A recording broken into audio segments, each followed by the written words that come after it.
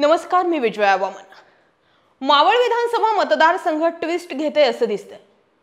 मावळ विधानसभा मतदारसंघामध्ये भाजपची अवस्था सध्याला आम्हाला तरी अशी दिसते की हातचं सोडून पळत्याच्या मागे पळतात। भाजपमधून रवी भेगडे हे विधानसभेसाठी तीव्र इच्छुक आहे। महायुती म्हणून ही जागा अजित पवार गटाला सुटेल, त्या ठिकाणी सुनील शेळके प्रबळ दावेदार आहे। मग असं असताना सुद्धा रवी भेगडे हे तयारी करताना दिसले। रवी भेगडे यांनी गेल्या काही महिन्यांमध्ये वाढवलेला जनसंपर्क, त्यांची विधानसभेची तयारी आणि त्यांना मिळत असलेला पाठिंबा हाच सांगतो की जर रवी भेगडे यांना मैदानात यायचं असेल तर हीच ती वेळ आहे।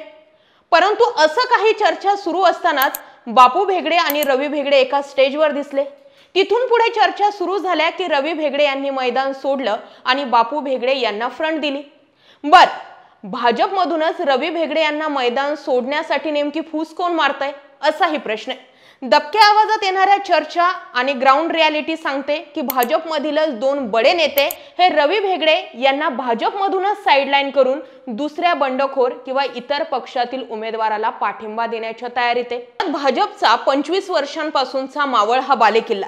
मग अशामध्ये जर भाजपमधूनच कुणी तयारी करत असेल आणि विशेषतः रवी भेगडे तयारी करत असतील, जे कधी कुणाच्या आधात मध्यात नसतात, सर्वांना सोबत घेऊन चालणारे असे नेते आहेत, त्या रवी भेगडेंना साथ द्यायचं सोडून इतर उमेदवाराच्या मागे भाजपचे दोन बडे नेते का लागलेत?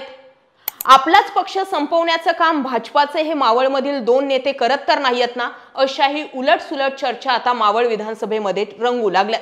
दरम्यान ज्यावेळी रवी भेगडे आणि बापू भेगडे एका स्टेजवर आले त्यावेळी तेथून मिळालेले संकेत आणि चर्चा हेच सांगत होत्या की रवी भेगडे यांनी माघार घेतली आणि आता बापू भेगडे हे पुढे असतील। आणि विशेष म्हणजे भाजपचे जे स्वतःला 25 वर्षांचा बालेकिल्ला आपल्याकडे आहे, आम्ही हा बालेकिल्ला सांभाळाय असे म्हणवणारे नेते हे बापू भेगडे यांच्या उमेदवारीसाठी फूस लावतायत, तर रवी भेगडे यांना बॅकफुटला आणण्याचं काम करतायत। याच भाजपच्या नेत्यांनी बापू भेगडे यांना पुन्हा एकदा काही प्रमाणावरती पुढे आणण्यासाठी प्रयत्न केलेत आणि रवी भेगडे यांना बॅकफुटला आणण्याचं काम केलं।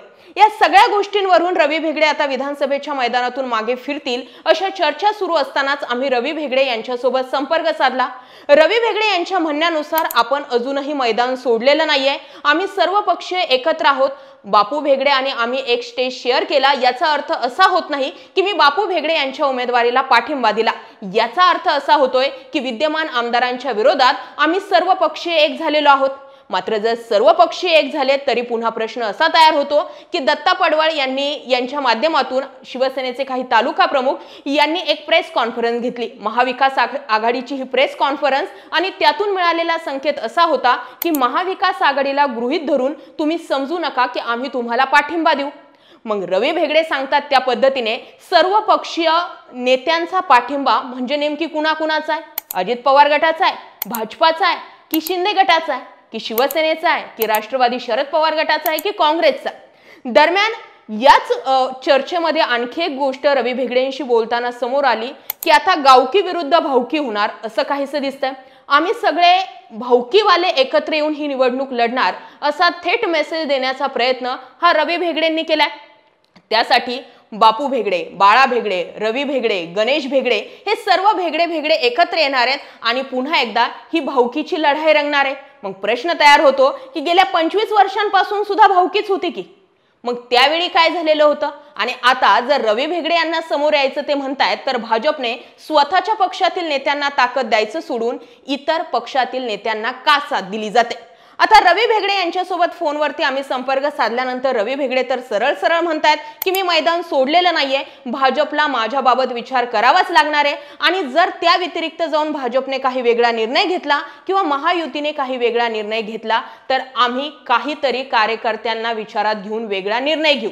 याचा अर्थ थेट संकेत रवी भेगडे यांनी बंडखोरीचे दिले। मग अशामध्ये रवी भेगडे यांच्या समोर वेगवेगळे ऑप्शन्स तयार होतात की रवी भेगडे शरद पवार गटामध्ये जाऊन हातात तुतारी घेतात का? तुतारी हातात घेतली तर त्यांना राष्ट्रवादी शरद पवार गटाचे मतं मिळतील, त्यासोबतच रवी भेगडे यांच्यावर अन्याय झाला असं समजून काही लोक भाजपचे सुद्धा रवी भेगडेंना साथ देऊ शकतील आणि त्यामुळे रवी भेगडे त्या ठिकाणी सॉफ्ट राहू शकतील। त्या व्यतिरिक्त रवी भेगडेंसमोर दुसरा ऑप्शन राहतो तो म्हणजे मशाल हाती घेण्याचा। फक्त विधानसभेसाठी 25 वर्षांसाठी भाजपचा मावळ हा बालेकिल्ला राहिलाय।